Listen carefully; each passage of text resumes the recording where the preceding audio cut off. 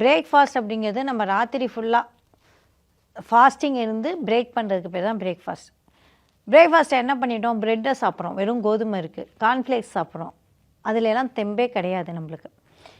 இப்போ நீங்கள் சொன்னீங்கல்ல 2 வேளை சாப்பிட்றதுன்னா, எங்கள் பாட்டி காலத்துல எல்லாம் என்ன பண்ணுவாங்க, 11 மணிக்கு சமைச்சு சாப்பிடுவாங்க, சாயங்காலம் 6 மணிக்கு அடுத்த சாப்பாடு சாப்பிடுவாங்க. நான் மணிப்பூர் போயிருந்தேன். மணிப்பூரில் வந்து 9 நாள் நாங்கள் தங்கியிருந்தேன். அங்கே அவங்களோட சாப்பாடு பழக்க வைக்கிறது, ஆக்சுவலி அவங்களோட சைக்காலஜி கவுன்சிலிங்காக கேம்புக்கு தான் போயிருந்தேன். அங்கே ஒரு கிராமத்தில் தான் நான் தங்கியிருந்தோம். நாங்கள் தங்கியிருந்தப்போ அவங்களோட சாப்பாடு வந்து பிரேக்ஃபாஸ்ட் லஞ்சு சாப்பிட்டீங்களா அப்படின்னு கேட்டப்ப 1 மணிக்கு கேட்கணும் சாப்பிட்டேங்கிறாங்க, 12 மணிக்கு கேட்டாலும் சாப்பிட்டேங்கிறாங்க லஞ்சு, 11 மணிக்கு கேட்டாலும் லஞ்சு சாப்பிட்டேங்கிறாங்க. நான் அவங்கள்ட்ட போய் கேட்டேன், எப்போ நீங்கள் பிரேக்ஃபாஸ்ட் சாப்பிடுவீங்க, எப்போ லஞ்சு சாப்பிடுவீங்கன்னா, எங்கள்கிட்ட பிரேக்ஃபாஸ்ட்னு ஒரு பழக்கமே கிடையாது. 10 மணிக்கு சாப்பிடுவோம், 11 மணிக்குள்ளே சாப்பிடுவோம், அதுக்கு பேர் லஞ்சு.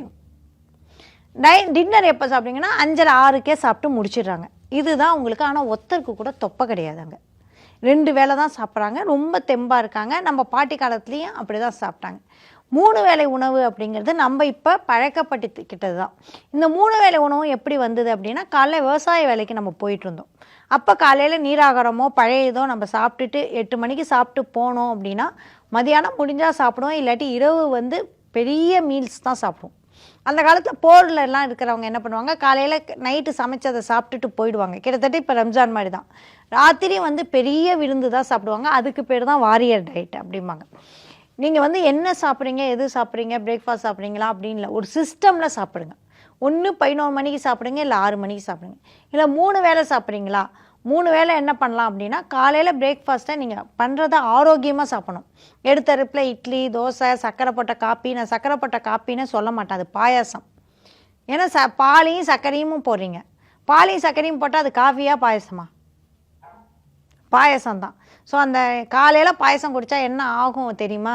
பாட்டி பாயசம் கொடுத்தியா அப்படின்னு ஒரு ஜோக் இருக்குல்ல, தாத்தா என்ன கேட்டார் அப்படின்னா, பாயசம் நல்லா இருந்துச்சு, 300 டம்ளர் கேட்டார் அப்படிங்கிறப்ப டெய்லி காலையில் பாயசம் குடிக்கிறோம் அப்படின்னா பாயசம் அவ்வளோ சர்க்கரை உடம்புல சேர்க்குது. ஸோ அப்போ பிரேக்ஃபாஸ்ட்டை வந்து பாயசனில் ஆரம்பிப்பாங்களா யாராவது? சர்க்கரை சேர்ந்தாலே உடம்புக்கு, அதுவும் வெள்ளை சர்க்கரை சேர்ந்தாலே பாயசம் தான்.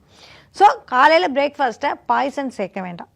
காலைல நல்ல க்ளீன் உணவுகள், அதாவது காய்கறி, ஸ்மூத்தி, இல்லை நட்ஸு, இல்லை இட்லி சாப்பிட்டாலும் காய்கறியோட இட்லி, தோசை சாப்பிட்டாலும் காய்கறியோட தோசை, இல்லை முட்டை, ப்ரோட்டீன், அந்த மாதிரி ஒரு நல்ல பிரேக்ஃபாஸ்ட்டை ஆரம்பிங்க.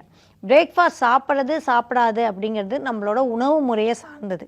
ஆனால் ஹெல்த்தியாக சாப்பிட்றதா ஹெல்த்தியாக சாப்பிடாமல் இருக்கதா அப்படிங்கிறது தான். என்னை பொறுத்த வரைக்கும் 11 மணிக்கு நீங்கள் லஞ்சும் 6 மணிக்கு டின்னரும், இந்த 2 வேளை உணவு அப்படிங்கிறது இன்னுமே நம்மளுக்கு நல்லது அப்படின்னு தான் நான் சொல்லுவேன்.